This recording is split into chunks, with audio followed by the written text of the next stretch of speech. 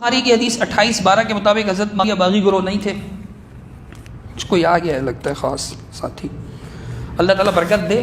کسی کو اگر اس مسئلے پہ مزید تشفی اور تسلی کرنی ہو تو یاد رکھیے گا کہ اس قسم کے لوگوں کا یہ پروپیگنڈا ہوتا ہے کہ علماء کے سامنے اگر آپ یہ سوالات رکھیں گے نا تو علماء کے منہ سے دھواں نکلنا شروع ہو جائے گا, آگ بگولا ہو جائیں گے. یہ خود میں نے سنا ہے, جو اس طرح کی باتیں کرتے ہیں نا اس سے خود سنا ہے.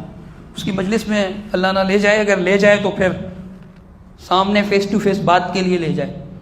سنا ہے یوٹیوب پر کسی نے بھیجا کہ یار یہ دیکھو, کہتے ہیں علماء سے جب یہ سوال کرو گے نا آگ لگ جائے گی, آگ بگولا, ان کے کانوں سے دھواں نکلے گا, ان کے منہ سے دھواں نکلے گا. دھواں نہیں نکلے گا, میں ادھر بیٹھا ہوا ہوں. جس بھائی نے سمجھنا ہو آ جائے. 28-12 پر جو آپ نے سوال کیا باغی گروہ پر, اس پر میں مختصر سے اشارے بیان کرتا جاؤں گا. 28-12 یہ ہے, پہلے میں مختصر بتا دوں کہ اللہ کے رسول صلی اللہ علیہ وسلم کے صحابی سیدنا ابو سعید الخدری, عبداللہ بن عباس وغیرہ صحابہ سے مروی ہے کہ مسجد نبوی کی جب تعمیر ہو رہی تھی تو اس موقع پر سارے صحابہ ایک ایک اینٹ اٹھا کر لا رہے تھے. اینٹیں لبینہ کے لفظ ہیں, جس کو کسی نے بڑا پتھر بنا دیا کہ بڑے بڑے پتھر لا رہے تھے. لبینہ اینٹ کو کہتے ہیں, عربی آتی نہیں ہے تو جو من میں آئے بول دو. لبینہ اینٹ کو کہتے ہیں, چھوٹے بلاکس ہوتے ہیں نا اینٹیں, لال اینٹیں نہیں ہوتی جس طرح کی, اس طرح بھلے وہ لال نہ ہو, کیسی بھی ہو, میں کلر نہیں بتا رہا, لیکن لبینہ اینٹ کو کہتے ہیں. بلاک دو لا رہے تھے حضرت عمار بن یاسر رضی اللہ تعالیٰ عنہ. وہ کہتا ہے پہاڑی پتھر ایسے اٹھا کر لا رہے تھے بڑے بڑے, ایسے اشارہ بھی کر رہے ہیں. میں نے کہا بہت بڑا کر دیا یار اس نے, کیونکہ اس کو پتہ ہی نہیں ہے کہ لبینہ عربی زبان میں اینٹ کو کہتے ہیں. خیر, اللہ کے رسول صلی اللہ علیہ وسلم نے دیکھا اب اینٹیں اٹھاتے ہوئے مٹی وغیرہ بھی لگ جاتی ہے. پیارے رسول صلی اللہ علیہ وسلم قربان جائیے حضرت عمار بن یاسر رضی اللہ تعالیٰ عنہ کی سعادت پر, وہ دو اٹھا کر لا رہے تھے. ان کے مبارک بالوں پر, داڑھی پر ان کے جو ہے وہ کچھ مٹی وٹی لگ گئی تھی. اللہ کے رسول صلی اللہ علیہ وسلم نے اپنے بابرکت ہاتھ سے وہ مٹی صاف کری, جھاڑا مٹی کو, اور فرمایا ویح عمار, افسوس عمار, تقتلہ فئۃ الباغیہ, ایک باغی گروہ نے قتل کرے گا. پھر لوگ کہتے ہیں کہ اس سے مراد سیدنا معاویہ رضی اللہ تعالیٰ عنہ کا گروہ ہے. چلیں, میں تو نہیں کہتا کہ حضرت معاویہ کا گروہ باغی گروہ تھا, لیکن میں کہتا ہوں کہ یہ حضرت عمار بن یاسر کی شہادت کب ہوئی تھی؟ صفین میں. صفین کب ہوئی تھی؟ جنگ صفین جو ہوئی تھی, صفین یہ کب ہوئی تھی؟ 37 ہجری کو, 38 ہجری کو, 37-38 ہجری کو. پھر اس کے بعد کیا ہوا؟ خوارج سے جنگ ہوئی, نہروان, جنگ نہروان. حضرت علی کچھ عرصے بعد 40 کو شہید ہو گئے. اب اس واقعے کو کتنا سال گزرا؟ آپ نے ڈکلیئر کر دیا, جن لوگوں نے ڈکلیئر کر دیا کہ معاویہ باغی گروہ تھے, نعوذ باللہ, معاویہ رضی اللہ عنہ ان کے ساتھی باغی گروہ تھے, جنہوں نے ڈکلیئر کر دیا, ان سے میرا سوال ہے وہ سمجھیں کہ یہ کب ڈکلیئر ہوا؟ 37 ہجری, 38 ہجری, جنگ صفین میں ڈکلیئر ہوا. یہ ڈیسائیڈ ہوا, یہ طے ہوا, فائنلائز ہوا کہ جی معاویہ نعوذ باللہ ثم نعوذ باللہ باغی گروہ ہیں. 37-38 کو ہو گیا نا. اچھا, شہادت کے بعد حضرت ابھی میں نے تفصیل سے بتایا, حضرت حسن خلیفہ ہوئے. پھر حضرت حسن نے صلح کی حضرت معاویہ رضی اللہ تعالیٰ عنہ کے ساتھ, صلح کی نا. یہ کب کا واقعہ ہے؟ 41. پہلے کا واقعہ ہے یا بعد کا؟ بولے ہیں بعد کہاں, پہلے کا واقعہ ہے یا بعد کا؟ پہلے نماز میں باتیں ہوتی تھیں, آگے پوچھتے تھے کیسے ہو, ٹھیک ہو, نظر نہیں آ رہے تھے, مصروف. چلے, کون سی رکعت چل رہی ہے؟ دوسری. مثال دے رہا ہوں, ایسے باتیں ہوتی تھی نا. بعد میں ختم ہو گئی. بعد میں کیا ہو گئی؟ ختم ہو گئی نا, منع کر دیا. اللہ کے رسول نے منع کر دیا جب یہ آیت نازل ہوئی, قوموا للہ قانتین. صحیح بخاری صحیح مسلم میں زید بن ارقم رضی اللہ عنہ سے مروی ہے کہ امرنا بالسکوت, ہمیں خاموشی کا حکم دیا گیا. اب ہم اس حدیث کو لے کر باتیں کرتے ہیں؟ نہیں کرتے ہیں یا نہیں, بتائیں نا. کیوں؟ بعد میں منع ہو گیا تھا, بعد کا عمل لیا جاتا ہے. پہلے کس طرح منہ کر کے نماز پڑھتے تھے؟ مسجد اقصی, بیت المقدس کرتے تھے نا. ابھی کریں گے نہیں. مدینے چلے جائیں اگر, اور مسجد ذو قبلتین, وہاں پہ علامتی طور پر 2 محراب بنا رکھے تھے. بعد کے, اس دور کے نہیں تھے محراب, تو بھی جدید تعمیر ہوئی ہے مسجد کی. تو بعد میں ہم نے دیکھا کہ بہت بڑی شیٹ لگائی ہوئی ہے سعودیہ نے, وہاں کی انتظامیہ نے. شیٹ کیوں لگائی ہے؟ کہنے لگے بھائی آپ کے ہندوستانی پاکستانی آتے تھے، پہلے 2 رکعت اس طرف منہ کر کے نماز پڑھتے، پھر اس طرف منہ کر کے نماز پڑھتے۔ بند کر دیا کہ بھائی اس لیے نہیں ہے، منع ہے نا، اب کریں گے اس طرف منہ نہیں، کیونکہ بات کا عمل لیا جائے گا کہ بعد میں حکم آ گیا تھا کہ جہاں کہیں بھی ہو اپنے چہرے مسجد حرام کی طرف کر لو۔ تو 37 ہجری میں نعوذ باللہ ثم نعوذ باللہ جو باغی ڈکلیئر ہو گیا ہو، 41 میں حسن نے خلافت اس کو کیوں دی؟ تم کہتے ہو نا کہ عمار ان کو جنت کی طرف بلا رہے ہوں گے، یدعونہ الی الجنہ ویدعونہ من النار، اور وہ عمار کو نار کی طرف، جہنم کی طرف بلا رہے ہوں گے، اور پھر ایسے میں جو مطلب ایک جذباتی خطیبانہ جوش اور چہرے کا اتار چڑھاؤ بنا کر ایسا ماحول کریٹ کرنا کہ بندہ بولے کہ گیا بھائی دوسرا کرو سیدھے جہنم میں، نعوذ باللہ ثم نعوذ باللہ۔ تو پھر سوچئے کہ حضرت حسن نے خلافت ان کو کیوں دی؟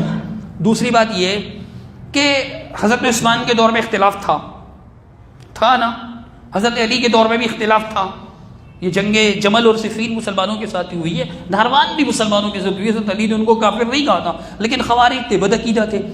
تو پھر 41 کے بعد 60 تک، 41 سے 60 تک سیدنا معاویہ کا دور خلافت رہا ہے، 41 سے 60 تک۔ اس میں کسی بھی صحابی نے معاویہ رضی اللہ عنہ کے خلاف آواز اٹھائی ہو تو بتاؤ، کوئی جنگ ہوئی؟ سب کا اتفاق تھا۔ اس سال کو، 41 کے سال کو تاریخ کیا کہتی ہے آپ کو معلوم ہے؟ نہیں تو میں بتا دیتا ہوں، عام الجمع، عام الجمع، جماعت کا سال، اتحاد کا سال، اتفاق کا سال۔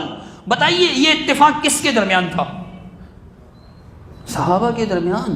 اختلاف ختم ہو گیا تو صحابہ کے درمیان اتفاق تھا نا، بات سمجھ میں آ رہی ہے نا؟ اللہ تعالیٰ قرآن مجید میں ارشاد فرماتا ہے سورۃ النساء کی آیت نمبر 115، جس میں اللہ تعالیٰ فرماتا ہے وَمَن يُشَاقِقِ الرَّسُولَ مِن بَعْدِ مَا تَبَيَّنَ لَهُ الْهُدَىٰ وَيَتَّبِعْ غَيْرَ سَبِيلِ الْمُؤْمِنِينَ نُوَلِّهِ مَا تَوَلَّىٰ وَنُصْلِهِ جَهَنَّمَ وَسَاءَتْ مَصِيرًا۔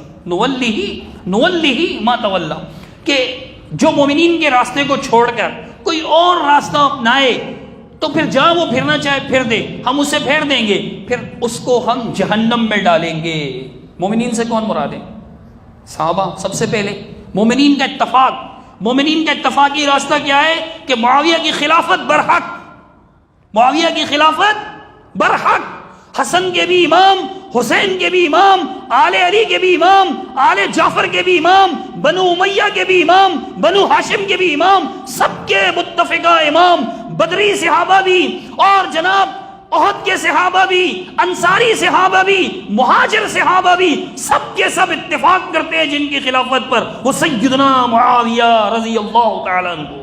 بالکل ایسے ان کی خلافت پر اتحاد تھا جیسے ابو بکر کی خلافت پہ اتفاق تھا، ایسے اتحاد تھا جیسے سیدنا عمر کے دور میں اتفاق تھا، بالکل ایسے اتفاقی خلافت حضرت معاویہ کو نصیب ہوئی ہے۔ صحابہ کا اختلاف تھا، صحابہ کا اتفاق تھا، اس حکومت پر، اس خلافت پر کس کا اتفاق تھا؟ صحابہ کا۔ تو جو صحابہ کے اتفاق کو نہ مانے، قرآن کہتا ہے وہ جہنمی ہے۔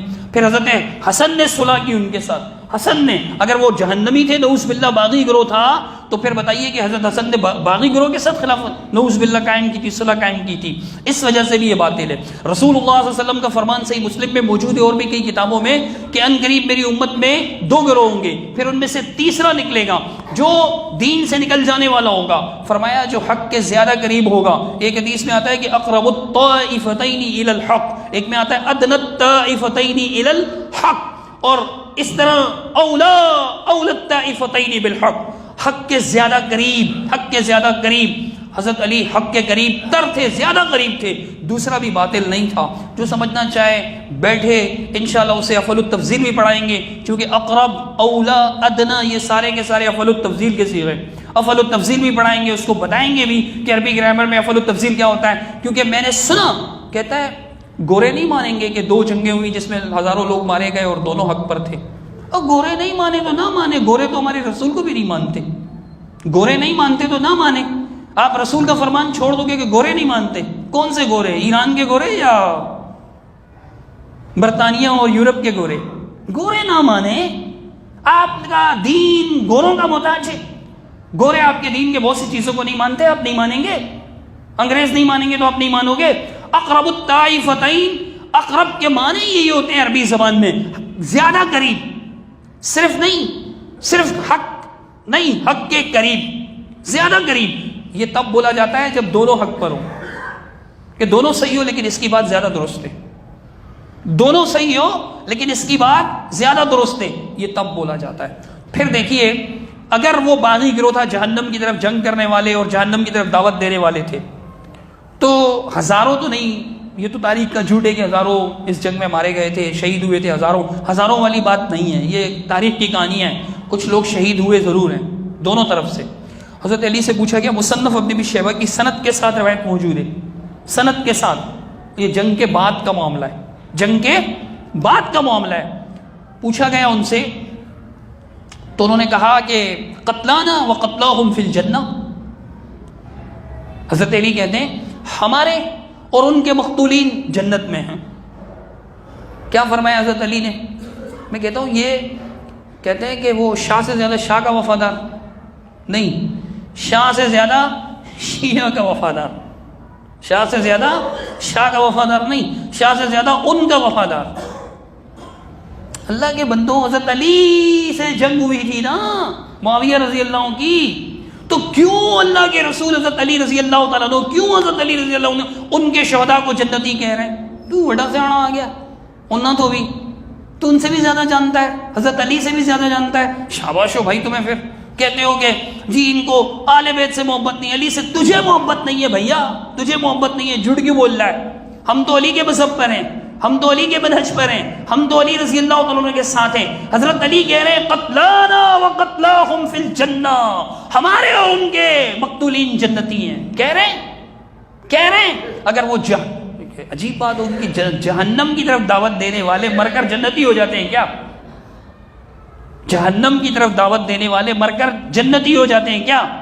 علی رضی اللہ تعالیٰ عنہ نے کہا کہ وہ جنتی ہیں، آپ کیوں نہیں مان رہے؟ پھر تو میرے بھائی ہم فیصلہ لیتے ہیں ان جنگوں کا کن سے؟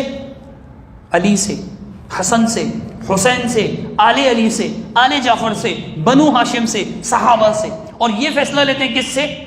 رافضی پروپیگنڈے سے، رافضی پروپیگنڈے سے۔ یہی وجہ ہے 100 سنار کی ایک لوہار کی، اتنا بولتے ہو، اتنا بولتے ہو، اتنا بولتے ہو، کسی عالم کے سامنے کیوں نہیں بیٹھتے؟ کیا وجہ ہے؟ کہتے ہیں جی بڑے بدتمیز ہوتے ہیں، ایسا ہوتا ہے ویسا ہوتا ہے۔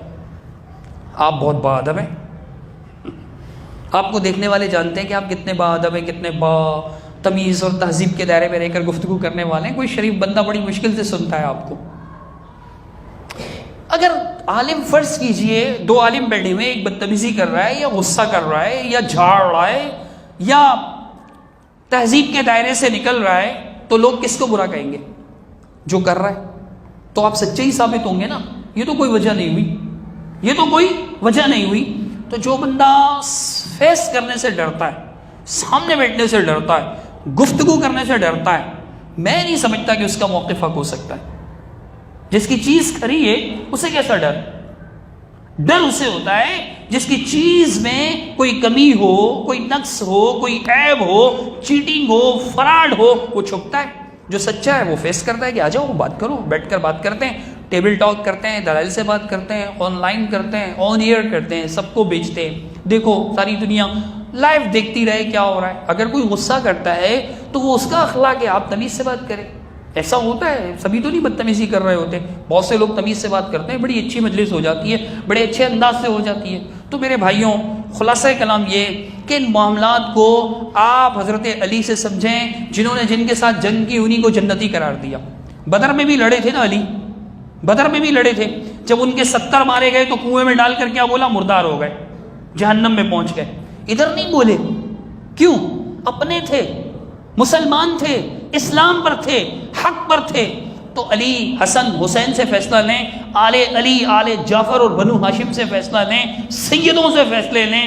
یہ جو ان لوگوں سے فیصلے لے رہے ہیں تو یہ گمراہی ہوں گے۔ وقت آپ کا زیادہ لے لیا، بات ہی کچھ اس طرح کی تھی۔ اللہ سبحانہ وتعالیٰ مجھے آپ کو ہم سب کو سمجھنے کی توفیق عطا فرمائے۔ اقول قولی ھذا استغفر اللہ لی ولکم ولسائر المسلمین اجمعین برحمتک یا ارحم الراحمین۔